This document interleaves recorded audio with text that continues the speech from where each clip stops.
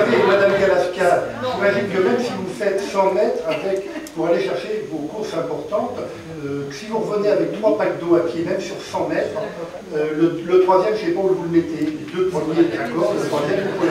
Donc, entre ne pas, il faut non plus, dans ce domaine, il ne faut pas non plus avoir un langage d'ayatollah, c'est-à-dire qu'on ne peut pas dire, on ne fait plus rien, c'est-à-dire, vous savez, aujourd'hui, on voit quand même les conséquences de langage qui peuvent paraître parfois particulièrement intéressants, nous, l'environnement.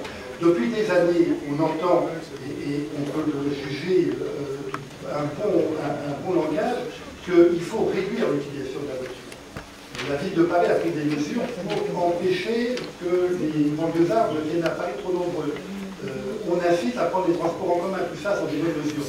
Mais le résultat, c'est quoi? C'est qu'on utilise moins les voitures, on roule moins, on use moins les pneus, et on fabrique moins de pneus. On ne peut pas d'un côté dire utilisez moins les véhicules, utilisez moins les voitures, d'autre part qu'il n'y ait pas des conséquences sur l'industrie automobile. Il est bien évident que toute décision entraîne des conséquences.